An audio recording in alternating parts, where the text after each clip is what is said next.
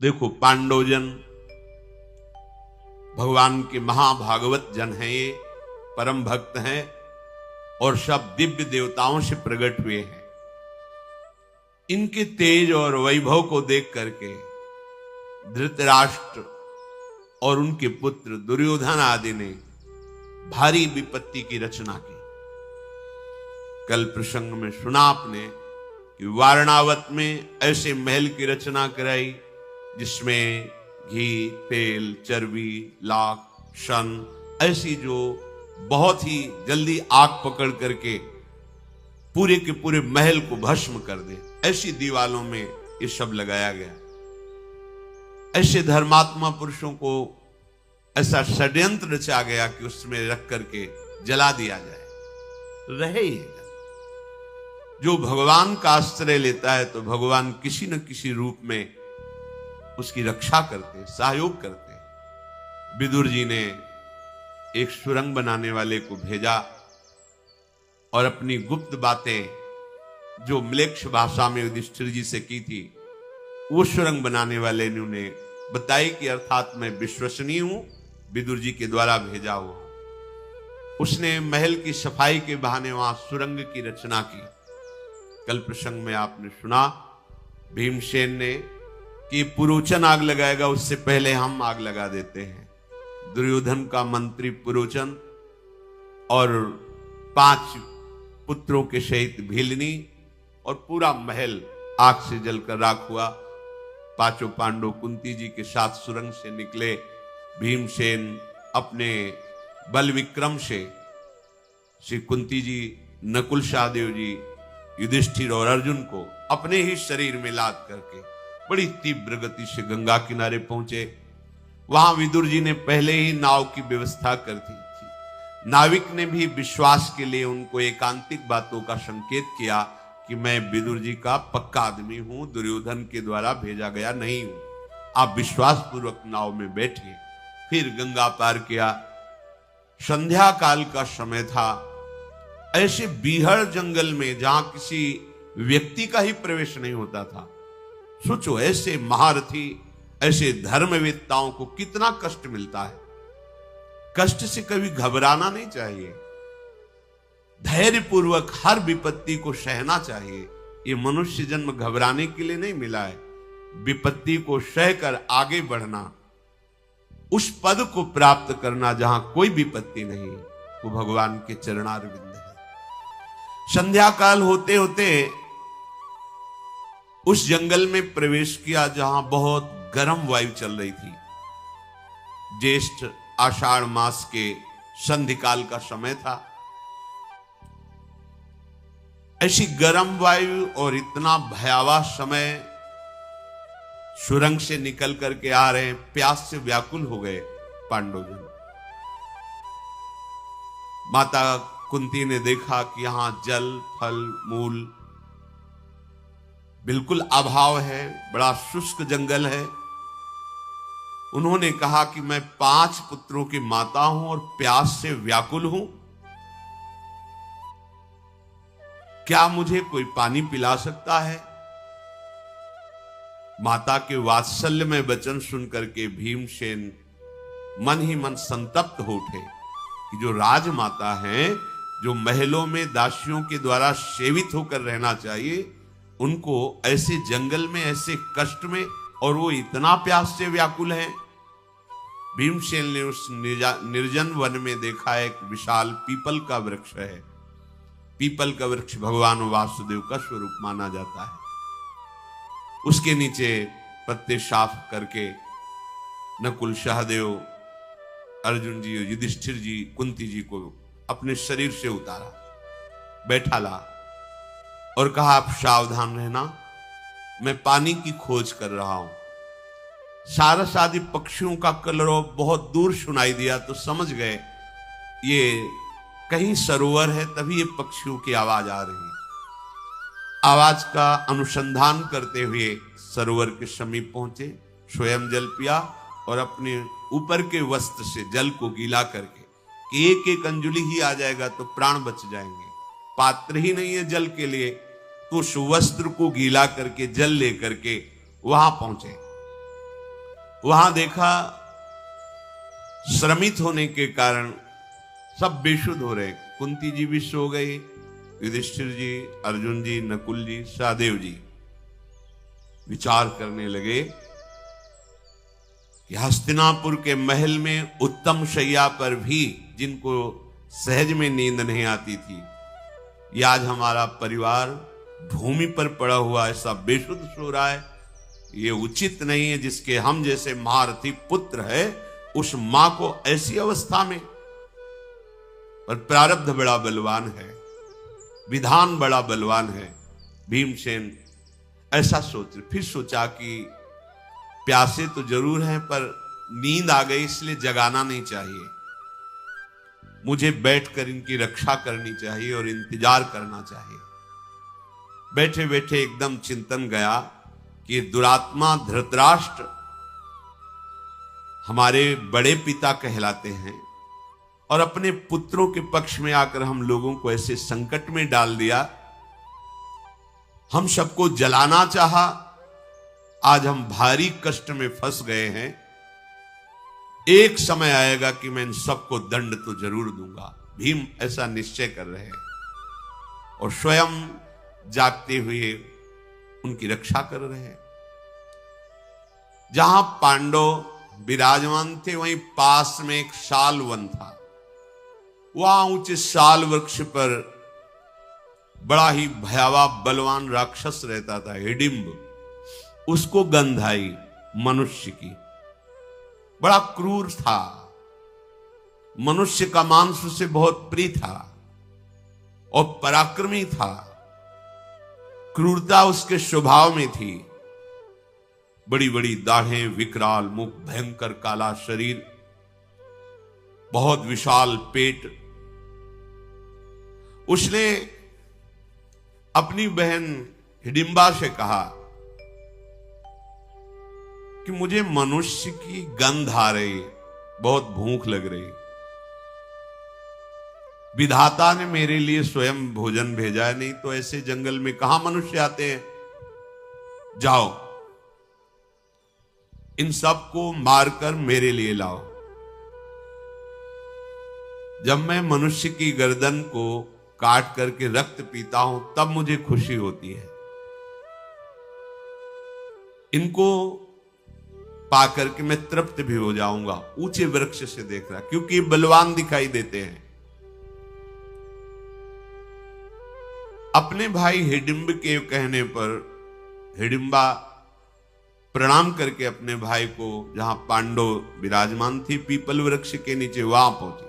संकट पे संकट धर्मात्माओं को, सत्य मार्ग पर चलने वालों को, पर विजय श्री सत्य की ही होती है।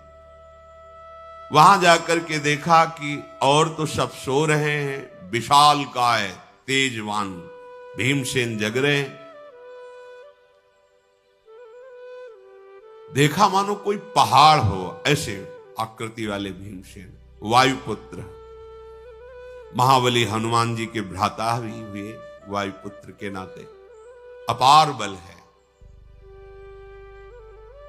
वो भीम के भुजाओं को, वक्षास्थल को देख करके मोहित हो गई। विचार किया कि भाई तो क्रूरता भरी आज्ञा करी कि इनको मार के ले आओ। अगर मैं इनको मारूंगी तो 2 घड़ी में सबको खा जाएंगे, और अगर मैं इनको प्रसन्न कर लूं तो जीवन भर इनके साथ रह सकती हूं। भगवान जिससे भक्त का मंगल होता है हर विधान वही कह देते। कई बार सत्संग में कहा है, तुम्हारे सामने तलवार आएगी, डरना मत, वो हार बन करके गले में पड़ जाएगी, वो तुम्हारे गले में खरोच भी नहीं पैदा कर पाएगी। प्रभु का यदि विधान है कि आ जाओ हमारे पास, तो किसी भी बहाने से शरीर छूटे जाना है। अगर प्रभु का विधान नहीं तो डरना मत। बड़े से बड़ा क्रूर आदमी भी आपके समीप आकर के वो प्रतिकूल चेष्टा करे तो भी वो अनुकूल होकर आपके पास आ जाएगी। हिडिंबा ने विचार किया कि भीमसेन के चरणों की सेवा मुझे करनी चाहिए, अर्थात मैं इनको पति रूप से प्राप्त कर लूं तो हमारा जीवन धन्य हो जाएगा।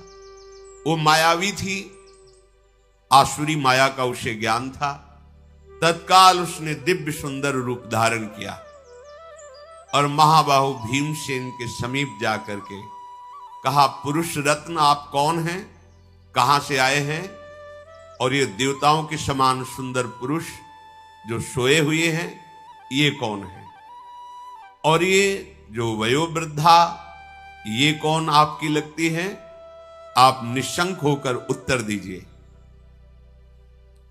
मैं हिडिंबा नाम की राक्षसी हूं, मेरा भाई बड़े ही दुष्ट स्वभाव का है और तुम्हारा वो मांस खाने के लिए लालायित है, मुझे मारने के लिए भेजा है। आपका तेज बल और भुजाएं देखकर मैं आपको अपने पति के रूप में वरण कर लिया है। महाबाहो, तुम चिंता मत करो, जितना मेरे भाई में बल है उससे अधिक मेरे में बल है। मैं भाई से अधिक माया का ज्ञान रखती हूं, आसुरी माया का, इसलिए हम उसको परास्त करके तुम्हारी रक्षा कर लेंगी यदि आप हमें स्वीकार करें तो। मैं आपका भला चाहती हूं, अगर आपने ठुकरा दिया तो आपके भी प्राण जाएंगे और मेरे भी प्राण जाएंगे, क्योंकि मैंने निश्चय किया है कि जीऊंगी तो आपको पति के रूप में वरण करके, अन्यथा प्राण त्याग दूंगी। भीमसेन बोले कि राक्षसी, तुझे ऐसी बात नहीं कहनी चाहिए। मेरे ज्येष्ठ भ्राता युधिष्ठिर जी मेरे गुरु के समान हैं, जब तक वो पत्नी को स्वीकार नहीं करते तब तक मैं कैसे स्वीकार कर सकता हूं। मैं परिवेत्ता नहीं बनना चाहता। परिवेत्ता कहते हैं बड़े भाई के अविवाहित होने पर छोटा भाई विवाह कर ले, ये निंदनीय माना जाता है, उसे परिवेत्ता कहते हैं। इसलिए मैं ऐसा कर्म नहीं कर सकता जो धर्म के विरुद्ध है। राक्षसी ने कहा, यहां धर्म की बात नहीं, तुम्हारे प्राणों की रक्षा की बात मैं कर रही हूं। आप इनको जगा दीजिए, मैं आपको और आपके परिवार को अपनी पीठ पे लाद के वायु वेग से जहां आप कहोगे वहां पहुंचा दूंगी, इस राक्षस से बचा लूंगी। भीमसेन ने कहा, तुम राक्षस की चिंता मत करो, मुझे तुम्हारी सहायता की जरूरत नहीं है। मेरी भुजाओं में आकर ऐसा कोई दैत्य राक्षस है ही नहीं कि जो जीवित बच जाए, तुम इसकी चिंता मत करो। जाओ या रहो, हमें तुम्हारी किसी सहायता की जरूरत नहीं। अगर तुम्हें लगता है कि तुम अपने भाई का सहयोग कर सकती हो तो स्त्री समझकर तुम्हें छोड़ रहा हूं, नहीं अब तक तुम्हें यमपुरी पहुंचा दिया होता। जब देखा कि बड़ा विलंब हो गया, हिडिंबा वापस ही नहीं आई, तो सोचा हो क्या गया। वो साल वृक्ष से नीचे उतरा और पांडवों के पास आया। दूर से देखा सुंदरी रूप में हिडिंबा, समझ गया कि इसके हृदय में दया आ गई क्या, हमारे राक्षसी स्वभाव को छोड़ करके दयावान हो गई क्या। आंखें क्रोध से लाल लाल करता हुआ, विशाल भुजाएं, खड़े हुए केश, शरीर का रंग काला मानो कोयला हो, तीखी दाढ़ें, भयंकर गर्जना। जे ही हिडिंब को आते देखा तो हिडिंबा भय से थर्रा उठी और भीमसेन से बोली, ये दुष्टात्मा नरभक्षी है, अगर ये क्रोध में आ जाए तो आप भाइयों से जीत नहीं सकते हैं। मैं इच्छा अनुसार बल धारण कर सकती हूं, जितना इच्छा करूं उतना बल मेरे में आ जाएगा। आप सब तुरंत मेरे कटि प्रदेश में बैठिए पीठ में, और मैं अभी आपको मन के वेग से जहां आप कहोगे वहीं पहुंचा दूंगी। भीमसेन जी ने कहा, ना मैं भाइयों को जगाऊंगा, ना माता जी को जगाऊंगा, और न तेरा सहयोग लूंगा। ये हमारे क्षत्रिय धर्म के खिलाफ है कि तुम स्त्रियों का हम सहयोग ले, ऐसा नहीं। तुम्हारी रक्षा करना हमारा धर्म बनता है। ये नीच राक्षस के आक्रमण मेरा सह सकेगा? तुमने अभी देखा नहीं है, देखना, अगर ये उद्दंडता करता है तो मारा जाएगा।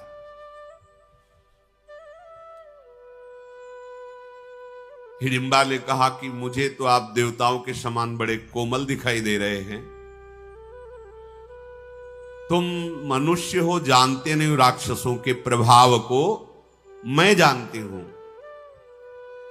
नरभक्षी राक्षस हिडिंब क्रोध में भरकर दोनों की बातें सुन रहा था। अपनी बहन पर दृष्टि डाल के उसने कहा, धोखा, मेरे साथ धोखा। ये मनोहर रूप धारण करके तुम उस मनुष्य को चाहने लगी हो।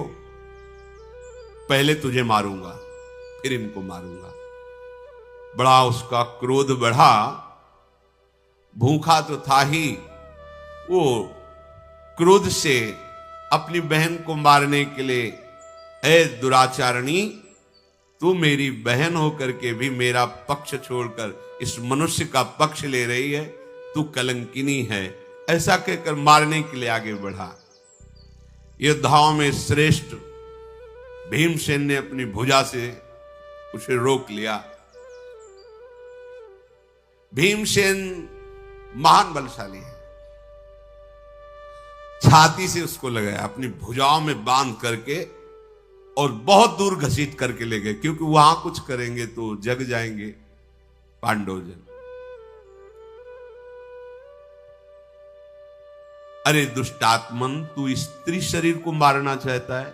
भीम ने कहा, तुझे आज तक मनुष्य मिले होंगे, लेकिन हम जैसे नहीं मिले होंगे। राक्षस कुलांगार, तू इस वन में आने वाले वनवासी ऋषि मुनियों को मार करके खाने की शक्ति रखता है। जितनी ताकत हो तेरे में लगा के देख ले, मेरी भुजाओं के बंधन से छूट जा। भारी गर्जना वो राक्षस करने लगा। ऐसी गर्जना में पांडव जग गए, माता कुंती जग गई, और वो देव स्वरूप धारण किए हुए हिडिंबा भी वहां खड़ी थी। लाख उपाय किया, लेकिन वो भुजाओं से नहीं छूट पाया।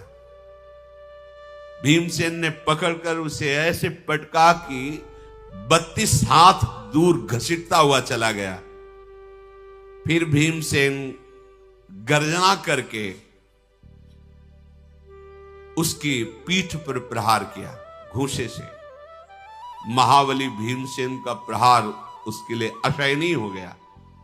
फिर भी वो हिम्मत करके, गुथा जैसे दो बलवान गजराज भिड़ गए हो, ऐसे भीमसेन और वो असुर।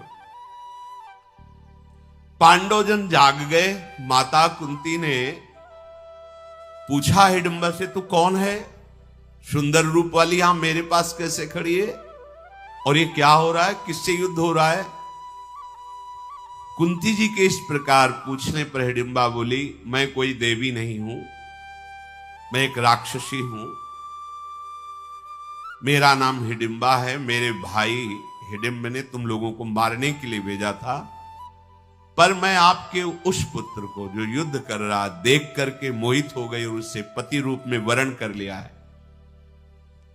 आपका ये महाबली पुत्र जिससे लड़ रहा है वो मेरा भाई हिडिंब है, पर मुझे ऐसा लग नहीं रहा कि वो जीत पाएगा। कुंती जी ने कहा, तुम्हें पता नहीं है कि भीम कितने बलशाली हैं। देखो, अभी देखो, परिणाम अभी देख लेना।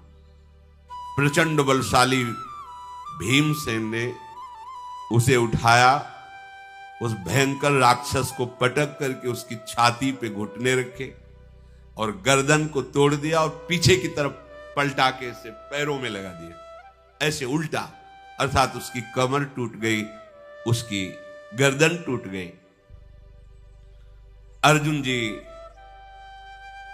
धनुष पर बाण चढ़ाए हुए बिल्कुल खड़े थे कि यदि कहीं ऐसा होता है तो मेरे द्वारा ये मारा जाएगा, पर ये देख करके कि भीमसेन के द्वारा ही मारा गया, पांडवजन हर्षित हुए और भीमसेन की प्रशंसा की। अब उस राक्षसी ने कुंती जी से कहा कि सुनो, मैंने वरण किया है तुम्हारे पुत्र को, तो हमें आदेश करो, मैं इच्छा अनुसार इनको जहां चाहूं वहां ले जा सकती हूं। मैं मोहिनी माया को अच्छी तरह से जानती हूं। जिस मार्ग पे जैसे चलना होता है मेरी वैसी ही गति होती है। बहुत दूर की बात, भूत की बात, भविष्य की बात, वर्तमान की बात, तीनों कालों का मुझे ज्ञान है। मैं हाथ जोड़ के कहती हूं कि मैंने आपके पुत्र को पति रूप में वरण किया है। कुंती माता ने युधिष्ठिर जी से कहा, तुम धर्म के विषय को जानते हो, तुम्हारा क्या निर्णय है? ये कह रही कि भीमसेन को पति रूप में मैंने वरण किया है, क्या तुम्हारा आदेश है? हिडिंबा ने कहा, पहले मेरी और बात सुन लीजिए। आजीवन मैं तुम्हारी दासी रहूंगी, जहां स्मरण जप करोगे मैं उपस्थित हो जाऊंगी। कोई ऐसा स्थान नहीं जहां मैं जा न सकूं, आपको ले न जा सकूं। यातुधानी माया, निशाचरी माया, सब मायाओं का मुझे ज्ञान है। मैं कोई साधारण राक्षसी नहीं हूं, मेरा नाम सालकंठकटी है। मैं दिव्य हूं, यहां इस रूप में रहती थी। मेरी कांति देवताओं से भी बढ़कर है, मेरी सामर्थ्य देवताओं से भी बढ़कर के है, और मेरे संयोग से जो पुत्र होगा वो त्रिभुवन में महाबली होगा, तुम्हारे बहुत काम आएगा। इसलिए मैं प्रार्थना करती हूं कि कहीं तुम मेरी बात को अस्वीकार मत कर देना। भूत भविष्य वर्तमान सब घटनाओं को मैं प्रत्यक्ष की तरह देखती हूं। अगर मेरी बात स्वीकार करते हो तो मैं आगे का मार्ग बताती हूं। आगे एक सरोवर है, उसका जल ऐसा है पी लेने पर तुम्हें भूख, थकान ये परेशान नहीं करेगी। जो ही आप उस सरोवर में जल पीकर आगे बढ़ेंगे, भगवान व्यास देव जी का मिलन होगा। ये मैं सब देख रही हूं। देखो, ये सिद्धियां तो राक्षसों में भी होती हैं। हमारे मन में क्या चल रहा है, आगे क्या? सबसे बड़ी सिद्धि है भगवान का प्रेम प्राप्त कर लेना। ये दुर्लभ बात होती है। संसार के अस्तित्व को मिटाकर एकमात्र सच्चिदानंद भगवान का साक्षात्कार कर लेना, ये दुर्लभ बात होती है। अपने लोग छोटी छोटी बातों में क्या ऐसी बातें तो राक्षसियां देख रही हैं। मैं यहां से देख रही हूं, आगे सरोवर है, वहां उसका जल ऐसा है, भगवान व्यास देव जी तुम्हें मिलेंगे। सब बातें भूत भविष्य वर्तमान की, अंतर ध्यान हो जाना, दूर देश तक पहुंचा देना, ये सब जो योग की सिद्धियां तो प्राप्त है उस मायावी राक्षसी को। ये कोई चमत्कार नहीं, चमत्कार है राधा राधा राधा। आंखों से अश्रु बह रहे, रोमांच हो रहा है, और श्यामा श्याम की याद में तुम विकल हो रहे हो। ये सबसे बड़ा चमत्कार। अनंत जन्मों के मलिन अंतःकरण ने अगर एक बार भी राधा बोलने की इच्छा कर ली, ये चमत्कार हो गया। ये चमत्कार अविनाशी है। ये छोटी मोटी बातें अपने लोग बहुत छोटी स्थिति के हैं, जरा सी बात के लिए सोचते कोई हमारा दुख हटा देगा। जब हमारे मन की बात जान गई तो हटा। 24 घंटे तुम अपने मन की बात जानते हो, तुम नहीं जानते अपने मन की बात। क्या खास बात हो गई? पांच भौतिक पर्दा लगा हुआ शरीरों में, एक ही मन सृष्टि में है, वो अंश रूप से सब जगह विभाजित होकर चल रहा है। उसमें तदात्म हो जाओ, पूरी सृष्टि के मन की बात जान लोगे। क्या हो जाएगा इससे? हो क्या जाएगा? मन की बात जान लेने से कुछ हो जाएगा क्या? क्या होना है? मन को सावई मना कृष्ण पदारविंदयो। अब बात बनी, आपके मन को बलात् अपने भजन के प्रभाव से घसीटकर प्रियालाल में लगा दे। ये चमत्कार है। अनंत जन्मों की बिगड़ी बनती है प्रभु के चरणों में चित्त जोड़ने से। नहीं ये छोटी मोटी मायाओं की सिद्धियां जो राक्षसों के अंतर। देखो, कमल नयन भगवान व्यास देव जी आपका परम मंगल करेंगे अपने उपदेश से। मैंने सब देखा है, वारणावत में तुम्हें महल के अंदर जलाने की चेष्टा सब देख रही हूं। ये क्यों बताया? कि विश्वास हो जाए कि मैं इतनी सामर्थ्यशाली हूं। हिडिंबा का ये वचन सुनकर कुंती देवी प्रभावित हो गई कि ऐसे संकट में भगवान ने ही इसे भेजा है। युधिष्ठिर जी से कहा, धर्मात्माओं में श्रेष्ठ बेटा, मैं जो कहती हूं बहुत ध्यान दीजिए। इसने जो बोला उसमें धर्म मुझे दिखाई दे रहा है। यदि इसकी हार्दिक भावना भीमसेन को पति रूप में प्राप्त करने की तो कोई दूषित नहीं है। युधिष्ठिर जी ने कहा कि हिडिंबा, तुम जैसा कह रही हो ठीक है, परंतु मैं जो बात कहूं उसे सत्य में स्थिर होकर स्वीकार करना। भीमसेन स्नान करके नित्य कर्म करके मांगलिक वेशभूषा धारण करेंगे हमारे पास। इसके बाद तुम ले जाओगे और संध्या काल होते होते यहीं छोड़ जाओगे। इतना हम समय तब तक देंगे जब तक तुम्हें गर्भ नहीं धारण होगा। गर्भ धारण होने के बाद बस तुम दूर हो जाओगी। अगर इतना स्वीकार करते हो सत्य को साक्षी करके, तो मैं आदेश करता हूं कि हमारे छोटे भ्राता भीम को आप पति रूप से वरण कर सकते हैं। इतना कहने पर कुंती जी ने भी स्वीकृति दे दी। अब वो पीछे पीछे चल पड़ी। ये लोग आगे बढ़े। सहदेव जी और नकुल जी को आगे रखा जाता था क्योंकि ये छोटे हैं सबसे। शालिहोत्र मुनि का आश्रम मिला और वो सरोवर मिला जो उसने बताया था। वहां जाकर के जो भी जलपान किया सब श्रम मिट गया। भूख प्यास की भी चाह मिट गई। हिडिंबा राक्षसी ने कहा कि अब आप मुनि के आश्रम में कुछ दिन रहिए और हम भीम को आपकी शर्त के अनुसार ले जाएंगे। देर नहीं लगी, सुंदर पर्णशाला तैयार कर दी। सामर्थ्यशालिनी थी वो। सुगंधित सुगंधित लताओं से बड़ी ही सुवासित कुटिया। एक कुटिया बनाई जिसमें माता कुंती और एक कुटिया बनाई जिसमें पांडव। जिस समय प्रातःकालीन संध्या करके भीम निवृत्त हुए, कुंती ने भीम से कहा, धर्म को दृष्टि में रखते हुए इसे सम्मान पूर्वक स्वीकार करो। मेरी आज्ञा है, जिस दिन ये गर्भ को धारण करे उसके बाद इसे स्पर्श भी मत करना। इससे तुम्हारा कल्याण होगा। मैं और कोई प्रतिवाद उत्तर सुनना नहीं चाहती। भीमसेन से माताजी ने ऐसा आदेश किया। बहुत अच्छा कहकर भीमसेन ने बात स्वीकार की। तत्काल भीमसेन को अपने हृदय से लगा के अंतर्ध्यान हो गई। वो मायावी थी। विविध प्रकार के देववनों में दिन भर रहती और संध्या काल आकर के पास में छोड़ देती। कुछ काल के पश्चात उस राक्षसी को गर्भ रहा और राक्षसियां गर्भ धारण नहीं करती, तत्काल पुत्र होता है। ऐसा नहीं कि वो जैसे मनुष्य योनि में है कि 9 महीने 10 महीने गर्भ धारण करके फिर बालक होना, ऐसा नहीं होता। गर्भ का संयोग बना और तत्काल बालक प्रकट हुआ। उसी समय वो एक बलवान ऐसा पुत्र जो आकाश तक दिखाई दे रहा, ऐसे बेटा पैदा हो। भीमसेन भी ऐसे देख रहे थे बालक को, ऐसा बालक पैदा हुआ।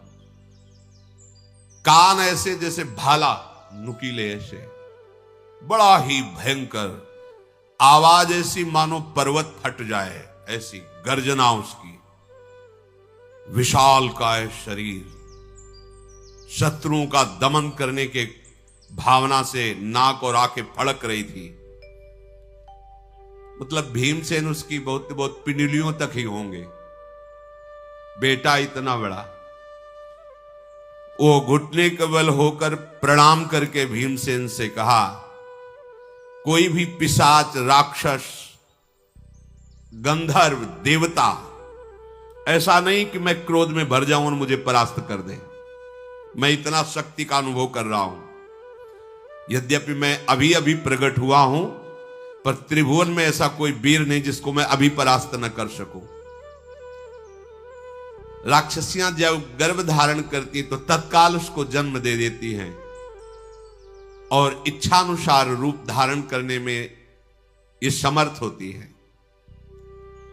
हाथ जोड़ करके भीम से उसने कहा कि जब आप हमें बुलाएंगे तब हम उपस्थित हो जाएंगे।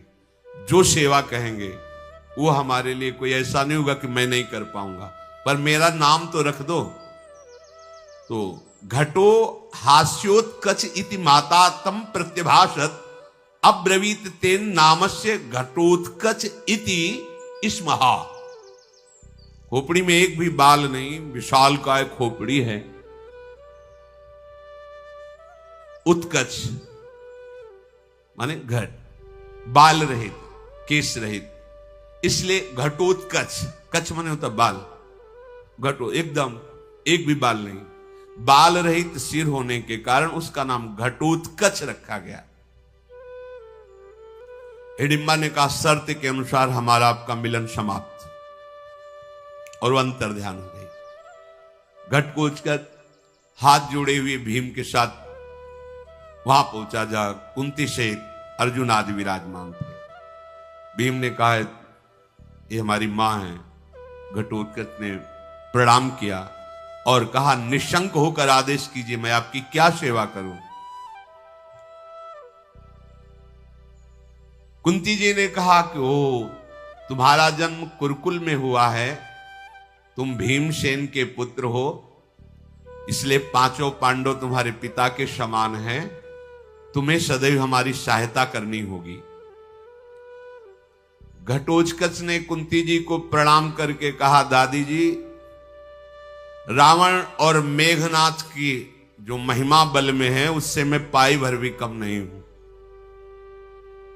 अगर मैं अपने स्वरूप में आ जाऊं तो प्रलय कर सकता हूं, तो सायोग की क्या बात, जब जहां आज्ञा। ऐसा था,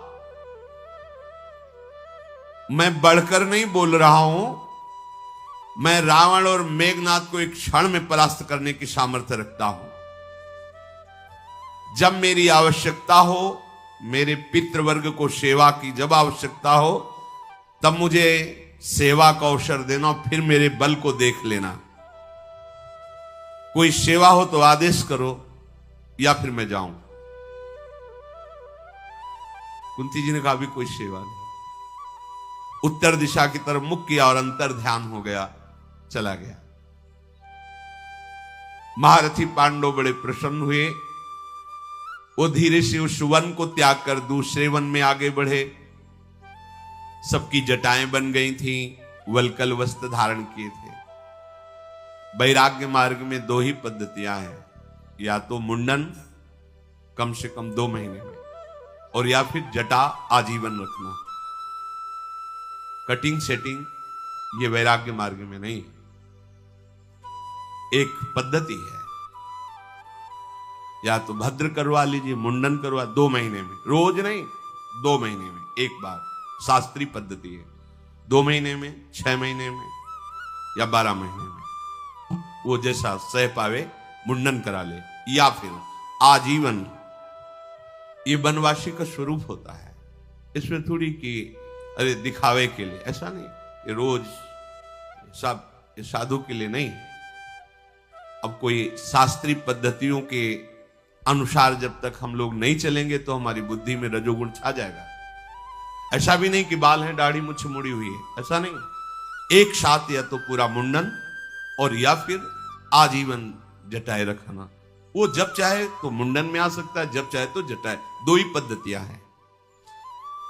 पांडवों के सर पर जटाए, शरीर में वलकल या मृगचर्म, तपस्वी भेष में। माता कुंती को भीमसेन पीठ में बैठालकर धीरे धीरे आगे बढ़ रहे थे। एक दिन जब वो बैठ करके कोई भगवत चर्चा कर ही रहे थे कि देखा कि भगवान व्यासदेव जी पधारे। बताया था उसने कि व्यासदेव जी मिले।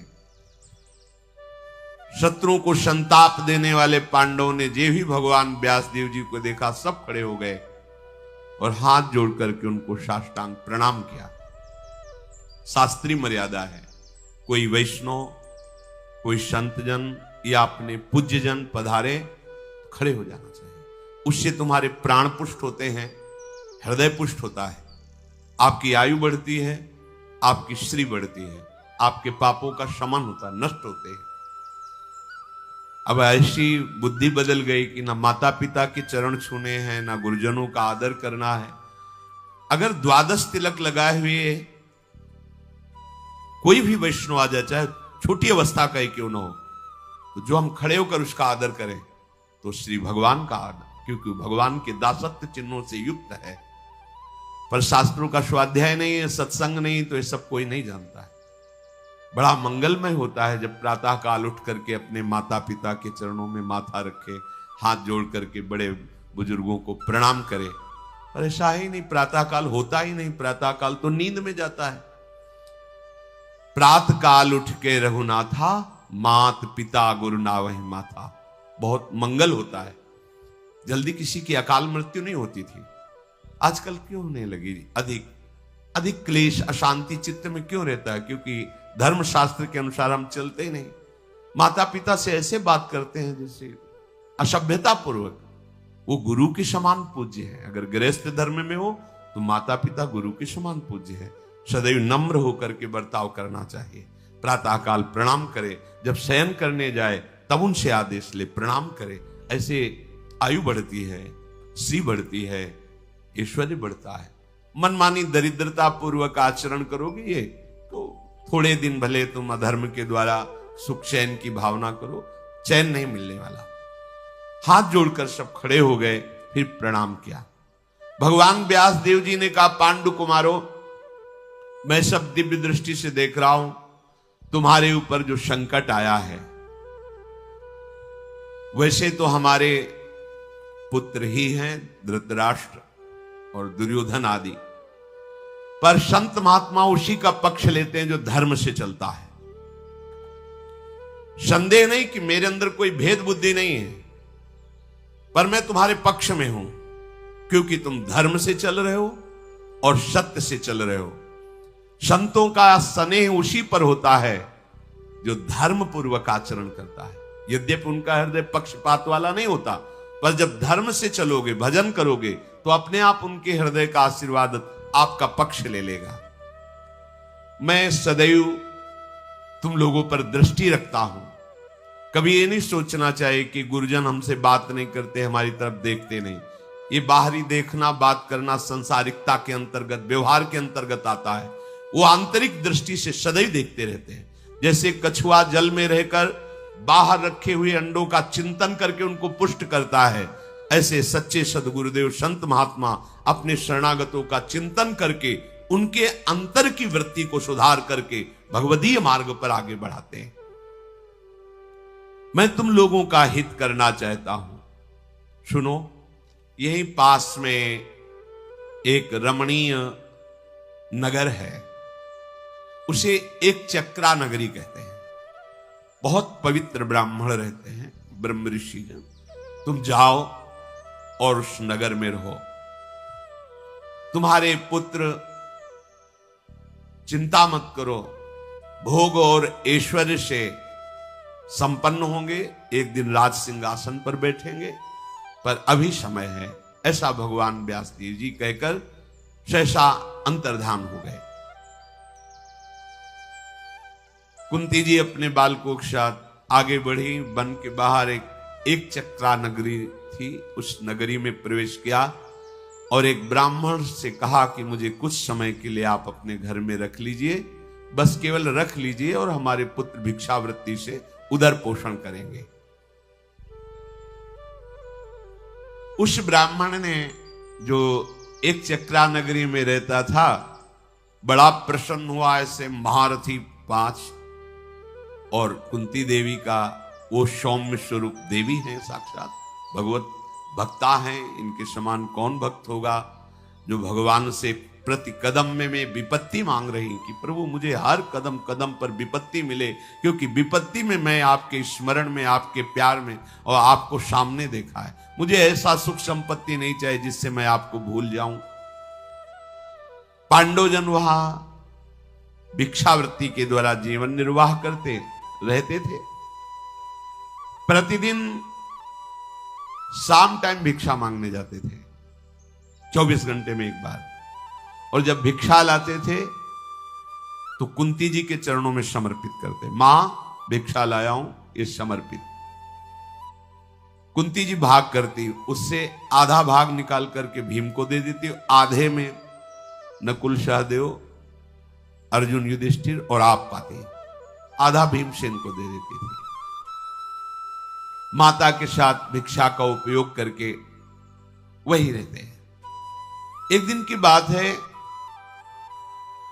युधिष्ठिर जी, अर्जुन जी, नकुल, सहदेव जी भिक्षा के लिए गए। किसी कार्य के लिए भीमसेन को कुंती जी ने रोक लिया। अभी वो भिक्षा को निकले ही थे, इनको रोका ही था कि उसी ब्राह्मण के घर में बड़ा आर्तनाद सुनाई दिया, रोने का। इतनी जोर का दुखद आर्तनाद कि कुंती जी रोक ना सकी, वहां समीप गई। पहले सोचा देखें तो है कष्ट क्या, एक खंभे की आड़ में हो गई। उस समय वो जो ब्राह्मण था रो रो के कह रहा था कि तुम सब निश्चिंत रहो, मैं मरूंगा,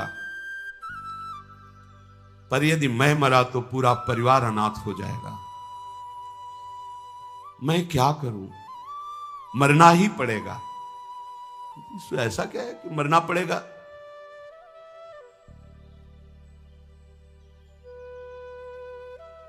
पत्नी ने कहा कि अगर आप मरोगे ना तो पूरे परिवार का पोषण नहीं हो पाएगा, मैं मरूंगी ना तो तुम परिवार का तो पोषण कर लोगे।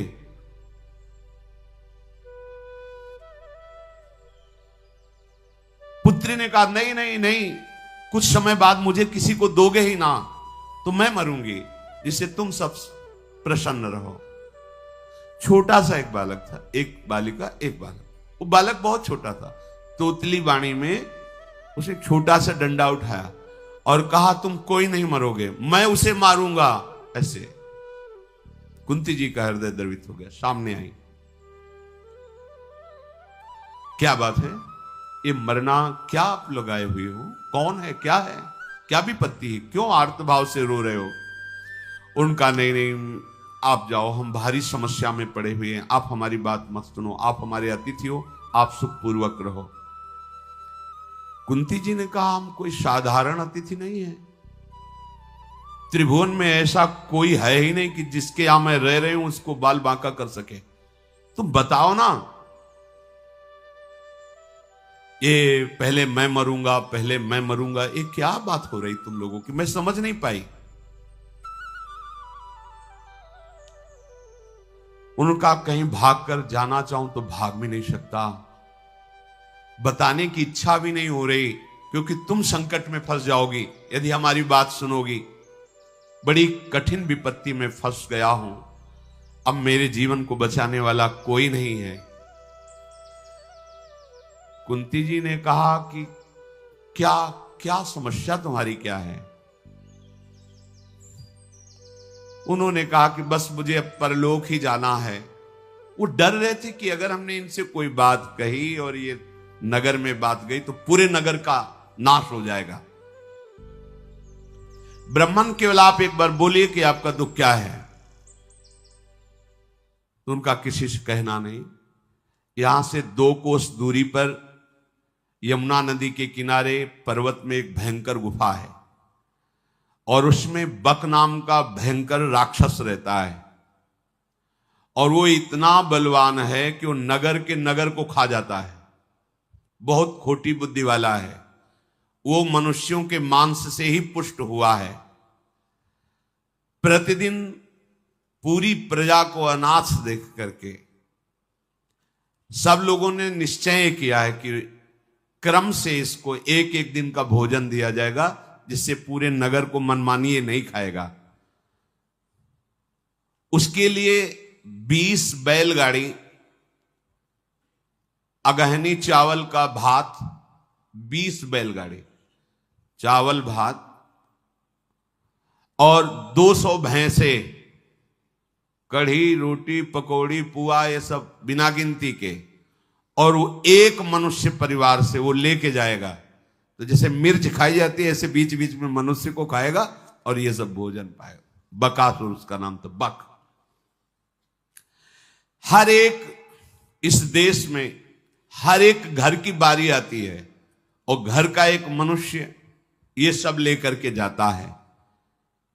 काफी समय बाद बारी पड़ती है, पर जिसकी बारी पड़ती है वो उजड़ जाता है। कितना उसको भोजन, अगर कोई छूटने का प्रयत्न करे तो मोहल्ले के मोहल्ले को खा जाता है।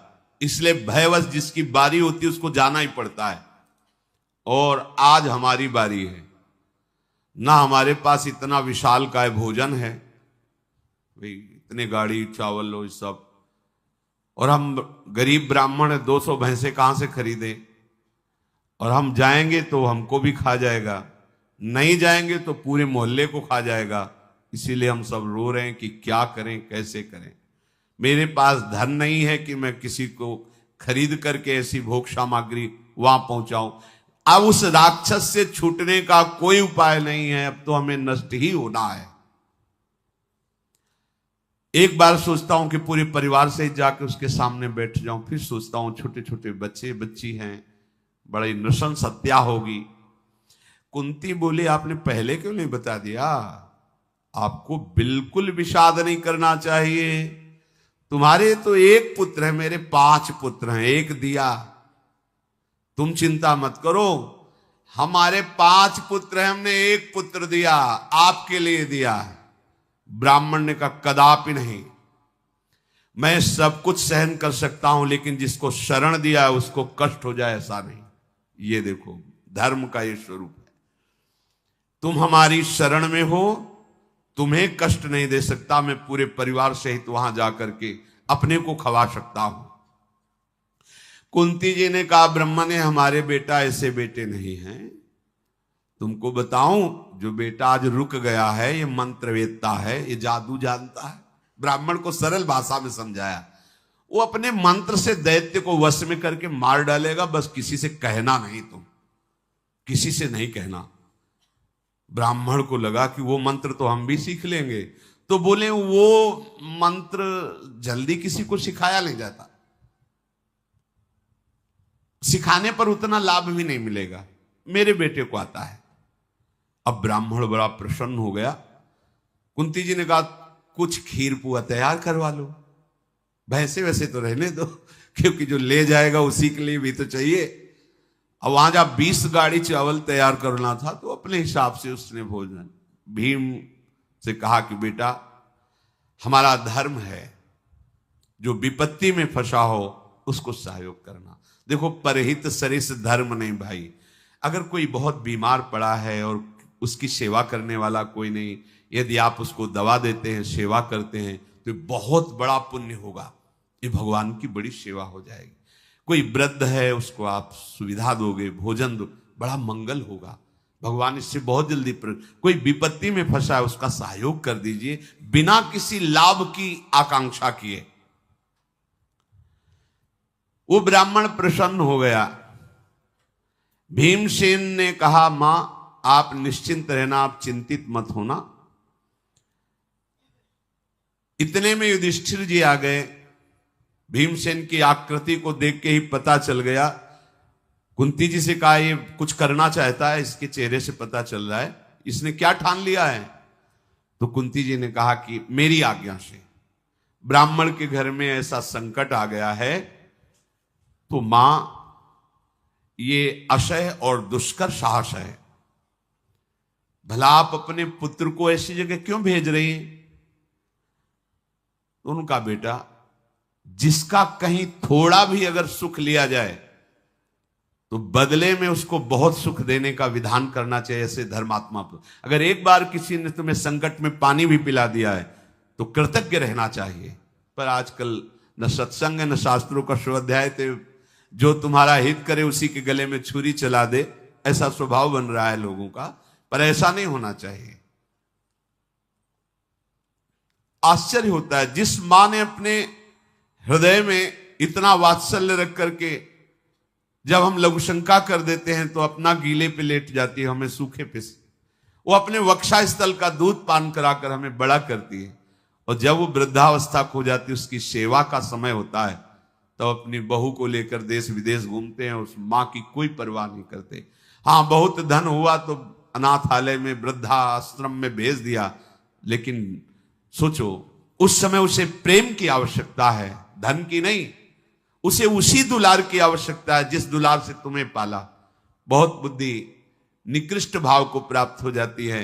वो अपने माता पिता को ऐसे नहीं करना चाहिए। भाई आगे चलकर तुम भी वही बनने वाले हो, तुम भी वृद्ध होने वाले हो कि तुम्हारा लड़का अमेरिका में रहेगा, फोन से बात भी नहीं करेगा।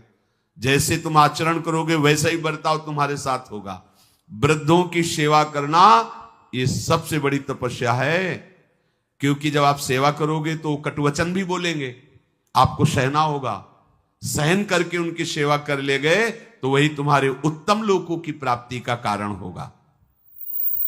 तो बेटा, मैं देख सकती हूं कि देवराज वज्रपाणी इंद्र की भी सामर्थ्य नहीं कि मेरे बेटा भीम को परास्त कर दें। इसलिए मैंने किसी लोभ से या ज्ञान से या मोह से नहीं, धर्म के द्वारा सत्य का विचार करके ब्राह्मण की रक्षा के लिए भीमसेन को आदेश किया है। युधिष्ठिर ने कहा, मां, आपका निश्चय सत्य है, आपको यत्न पूर्वक ब्राह्मण की रक्षा करने का यह जो भाव आया है मैं स्वीकार करता हूं। बिना युधिष्ठिर की अनुमति के कोई कार्य नहीं होता था। अब ब्राह्मण की रक्षा के लिए भीमसेन ने मां को प्रणाम किया। ब्राह्मणों को जो उनके घर में रहते थे उनको दाहिने करके प्रणाम मुद्रा में होकर वो सब सामग्री लेकर गए और उसकी गुफा के सामने दहाड़ लगाई और बैठकर पुआ पूरी खीर जो ब्राह्मण ने बना दिए थे खाने लगे।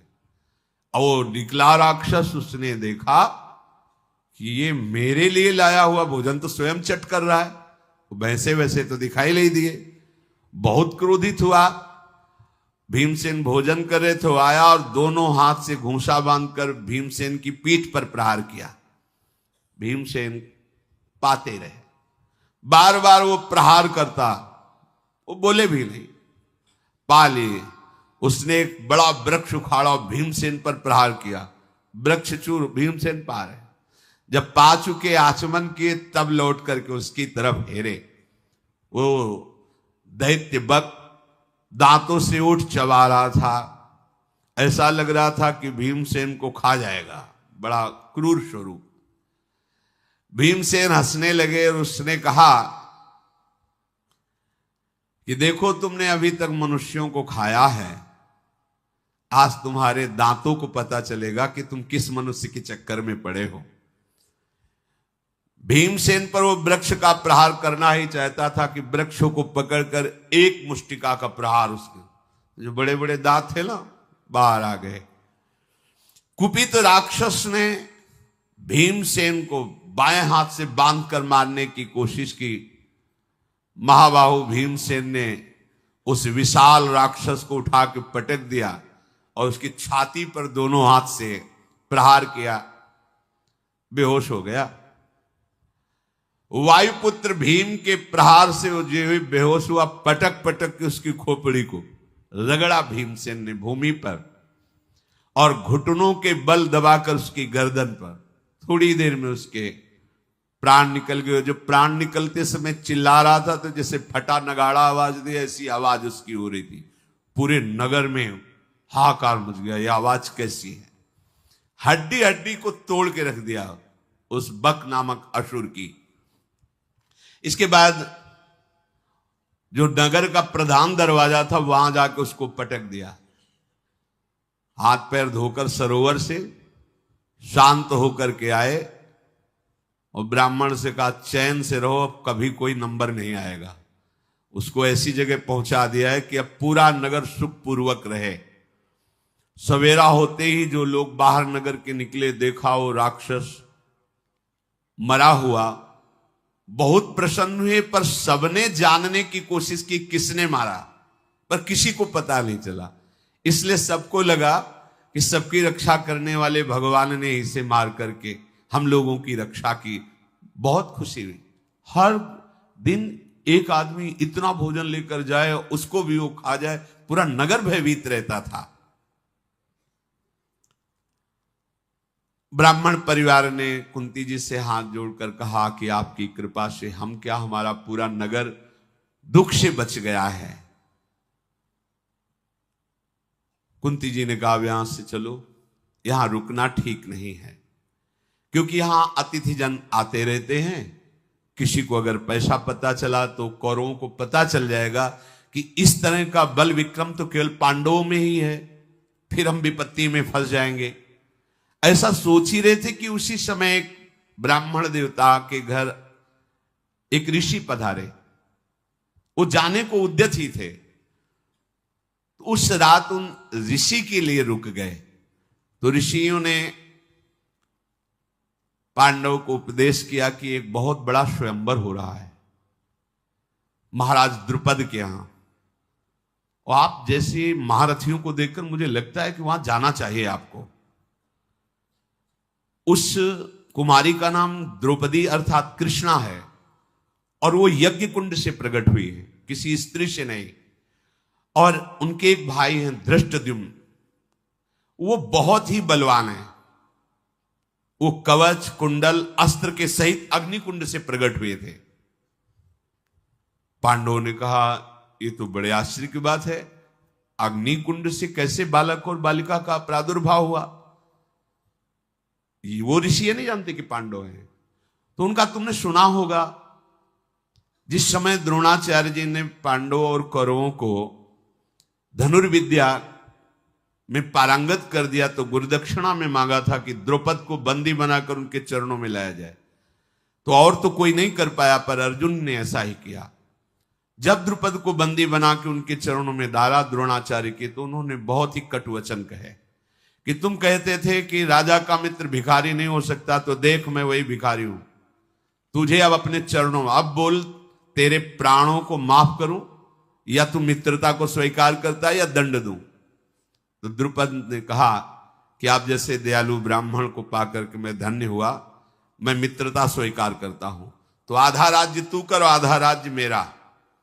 उस दिन से द्रुपद इस बात से जल रहे थे कि इस ब्राह्मण को मैं अस्त्र शस्त्रों से तो परास्त नहीं कर सकता, इसके लिए मुझे कोई ब्रह्म ऋषि का हाथ चाहिए, तपस्वी भजनानंदी का, जिससे मैं इस तपस्वी द्रोणाचार्य जी का विनाश कर सकूं। अंदर द्वेष भाव, बदला लेने के लिए वो गंगा किनारे, यमुना किनारे, नर्मदा किनारे बहुत भ्रमण किए कि कोई ऐसा तपस्वी मिले जो हमारी बात मान जाए। उपयाज और याज नाम के दो तपस्वी ब्राह्मण तपस्या में बहुत बढ़े चढ़े थे, उनको देखा द्रुपद ने। वो बड़े प्रभावशाली थे, वो सदैव वेदों के स्वाध्याय में सिद्धांत पालन में थे, काश्यप गोत्र के थे, बड़े तेजस्वी थे। द्रुपद ने उनके समीप पहुंचकर प्रणाम किया और देखा कि इनका तप और व्रत इतना जोर का बढ़ा हुआ है कि अगर ये हमारा सहयोग कर देंगे तो मैं द्रोणाचार्य के वध का उपाय कर सकता हूं। जाकर के कहा कि मैं 10 करोड़ गायें सेवकों के साथ आपको प्रदान करता हूं, आप स्वीकार कीजिए। उन्होंने कहा ऐसे कैसे तुमने दान की बात कह दी, कुछ तो कारण होगा, इतना बड़ा दान। द्रुपद ने कहा मैं द्रोणाचार्य को मारने वाला पुत्र पैदा करना चाहता हूं। उन्होंने कहा तुम्हारा निश्चय गलत है, हमारे यहां पूर्ण होने वाला नहीं, अपनी ये सब दान पुण्य की बातें कहीं और चलाइए। द्रुपद ने देख लिया था कि काम इन्हीं से बनेगा, क्योंकि सामर्थ्य में है, जो दाना करे अपने को छुपाए उसमें सामर्थ्य होती है। 1 वर्ष तक दैन्य होकर उनकी सेवकाई में रहे, रोज प्रार्थना करते हैं। बड़े भाई ने कहा हमारी तरफ से ना है, पर मुझे पता है मेरा भाई छोटा थोड़ा लोभी प्रवृत्ति, उसे राजी कर लो तो ठीक हो जाएगा, तुमको उसी के पास जाना चाहिए। वो कार्य का विचार करके छोटे भाई याज मुनि के पास गए और 80,000 गौ में भेंट की, प्रणाम किया। वो इतने में खुश हो गए। क्या चाहते हो? मेरा वैर द्रोणाचार्य से आंतरिक है, मैं उनका विनाश चाहता हूं। हां, मेरे मंत्र में इतनी सामर्थ्य है कि मैं ऐसा कर सकता हूं कि द्रोणाचार्य का विनाश हो जाए। बड़ी सामर्थ्य होती थी तपस्या में, मंत्र में। द्रुपद ने प्रसन्न कर लिया याज को, पर याज ने कहा कि इसके लिए मुझे अपने बड़े भाई का सहयोग चाहिए, तभी ऐसा कर सकते हैं। वर्षों से उनकी सेवा ही कर रहे थे, और छोटे भाई जी ने जाके प्रार्थना की तो उपयाज भी तैयार हो गए। दोनों महान तपस्वी व्रती। राजन, जैसा संकल्प करोगे वैसा ही पुत्र पैदा करूंगा अपनी तपस्या बल से। मैं जो जो कहूं वो तैयारी करो। द्रुपद ने वैसा ही तैयारी की। ये दोनों मंत्रवेत्ता अग्नियों में आहुति देकर भगवान अग्नि को प्रसन्न किया और एक हविष्य की रचना की। द्रुपद से कहा रानी को बुलाओ, वो खा ले तो एक पुत्र और एक पुत्री का प्रादुर्भाव होगा। प्रभु की लीला। उस समय रानी ने तांबूल पाया था और अंगराग शरीर पे लगाया था। कुछ देर बाद स्नान करना था। रानी ने सूचना दी कि अभी तो हमने तांबूल पाया, अंगराग लगाया, कुछ क्षण ऋषियों से कहो रुकें, फिर मैं स्नान करके पवित्र होके आऊंगी, तब वो हविष्यान्न पाऊंगी। और ये महान तपस्वी थे। उन्होंने कहा तुम क्या समझती हो, तुम्हारे गर्भ के बिना हम बच्चे ही नहीं पैदा कर सकते। तुरंत मंत्र पढ़ करके आहुति अग्नि में उसी हविष्यान्न की कर दी। उसी समय मानो दूसरा अग्नि प्रकट हुआ हो, ऐसा कवच कुंडल और अस्त्र लिए हुए बालक प्रकट हुआ, जिसे धृष्टद्युम्न कहते हैं। उसी समय आकाशवाणी हुई, पांचाल नरेश अब निर्भय हो जाओ, ये बालक द्रोणाचार्य का गला काटने में समर्थ है। शांति मिली उनको। उसी समय एक कन्या प्रकट हुई, जिन्हें पांचाली द्रौपदी कहते हैं। उसी यज्ञ कुंड से बड़ी ही सौभाग्यशालिनी, शरीर का श्याम वर्ण और बहुत ही सुंदर स्वभाव। दोनों पुत्र पुत्री को देकर द्रुपद ने उन ऋषियों को प्रणाम किया कि आपने हमारी कामना पूर्ण कर दी। अब आप जो कुछ बोले वो मैं आपको दे सकता हूं। उन ऋषियों ने इनका नामकरण किया। द्रुपद कुमार का दृष्ट अमर्षशील होने के कारण, तेजोमय होने के कारण धृष्टद्युम्न नाम रखा, और श्याम वर्ण होने के कारण द्रौपदी जी का नाम कृष्णा रखा। एक दिन द्रोणाचार्य जी ध्यानस्थ थे तो उनको संकेत मिला कि तुम्हारे मारने वाला पैदा हो चुका है। ध्यान में आया कि वो तो धृष्टद्युम्न है। राजकुमारों को अस्त्र विद्या देते थे, तो द्रुपद ने उन्हीं के पास भेजा कि ऐसा विश्व में कोई धनुर्धारी है नहीं द्रोणाचार्य जैसा। धृष्टद्युम्न गए तो देखकर मुस्कुरा दिया द्रोणाचार्य जी ने कि हमारे अंतिम लीला का कार्य तेरे से ही होना है, पर तू शिष्य बन के आया तो उठा नहीं रखूंगा, हर अस्त्र विद्या का तुझे ज्ञान दूंगा। पूज्य स्वामी श्री मग्नानंद सरस्वती जी सेनपुर एक बाबा जी के वेश में कुल्हाड़ लेकर के वहां आया। बड़ा उपद्रवी स्वभाव का था। तो पूज्य महाराज जी रोज उसे दूध पिलाते थे। बड़े बड़े संत उनके ब्रह्मानंद में मगन शिष्य थे। वो सोचते ऐसा प्यार तो किसी को किया ही नहीं। एक दिन 2 बजे बाबा सरकार, 2 बजे संतों का नियम है उठ जाना, जो पूर्व के हमारी साधुता की प्रणाली है। 2 बजे रात्रि से ही साधना प्रारंभ होती, जैसे अपने लोगों, ये पूर्व की है। बचपन से देखा संतों को 2 बजे रात्रि के उठ जाना। जो ही उठ करके लघु शंका के लिए गए, उसी ने कुल्हाड़ से उनको काटा। 8 संतों को काटा। जो काटने आया उससे ऐसा व्यवहार कर, जानते थे वो सर्वज्ञ थे, उसी को दूध पिला। द्रोणाचार्य जी जान रहे हैं कि यही हमारा गला काटेगा, पर सब विद्या दी। ये महात्मा का स्वभाव होता है। पूज्य सिउड़िया बाबा को जिसने, तो वही आश्रम में रहता था, बड़ा उपद्रव करता था। जब शिकायत जाती तो बाबा इसको आश्रम से निकाल दो, तो बाबा कमंडल उठाते, बोले हम ही निकल जाते, तब फिर रोक लिया। वही बाबा को ऐसे सभा के बीच। भगवान की बड़ी ये विचित्र लीला है। मृत्यु लोक बड़ा भयावह है, पर इन धर्मात्मा महापुरुषों के चरित्र को पढ़ करके लगता है कि देखो जानते हैं कि यही मारेगा और उसी को अस्त्र विद्या में पारंगत कर रहे हैं। द्रोणाचार्य जी ने विचार किया कि शिष्य बन करके आया है तो हम गुरु पद पर हैं, हमारा कर्तव्य सारी शिक्षा प्रदान करना। उस ब्राह्मण ने जब ये बताया कि ऋषि ने कि द्रुपद महाराज उसी द्रौपदी का स्वयंवर कर रहे हैं, पर उनके मन में एक बड़ा भय है।